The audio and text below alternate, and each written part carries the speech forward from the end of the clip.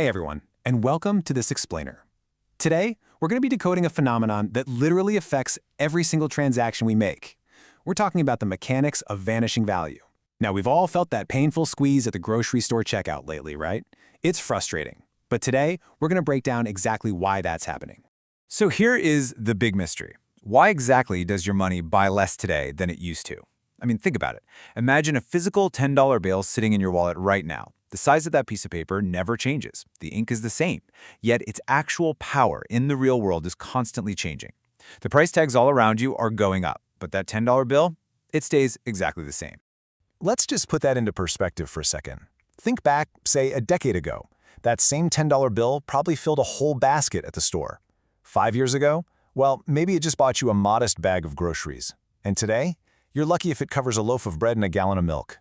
This relentless, invisible erosion of what your money can actually buy, that is inflation in action. But what's actually driving it behind the scenes? Okay, let's dive into this with cause number one, demand pull inflation. So we're going to start by looking at the consumer side of the equation. Demand pull inflation is usually described with a classic phrase, too much money chasing too few goods. It basically happens when consumer confidence is super high, people suddenly have extra cash in their pockets, and the demand for popular items just absolutely skyrockets. It's like a giant seesaw that's totally out of whack. On one side, you have skyrocketing consumer demand, but on the other side, limited factory supply. Because, when factories literally can't manufacture products fast enough to keep up with everyone wanting to buy them, well, sellers realize they can raise their prices to balance things out. The massive demand is literally pulling the prices upward.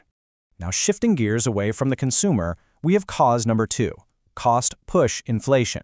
Because, let's be real, inflation isn't always our fault as buyers. We have to look directly at the supply side too. Cost push inflation is really just a matter of self-preservation for businesses. When the expenses for manufacturing and shipping goods suddenly surge, companies understandably want to protect their profit margins. So, what do? They pass those increased production expenses directly onto us, the consumers. And what exactly triggers these massive spikes in manufacturing costs? Well, it usually starts right at the source with essential raw materials. Think crude oil, grain, or steel. Throw in some geopolitical instability like war, a sudden natural disaster, or those infamous supply chain bottlenecks we hear so much about, and suddenly these materials are super scarce. That scarcity inflates the cost to build the product, which absolutely inflates the final price tag you see on the shelf. Which brings us to our third and final major driver, money supply expansion. This one is kind of sneaky because it's largely invisible to the average consumer. It involves central banks and complex macroeconomic policy. Basically, money supply expansion happens when central banks just flood the financial system with money. They might literally print more currency or sharply lower interest rates to encourage borrowing. And sure, this really boosts short-term spending to stimulate growth, but it comes with a pretty massive hidden cost for all of us. So the crucial point here is this. Increased money volume equals diluted currency value.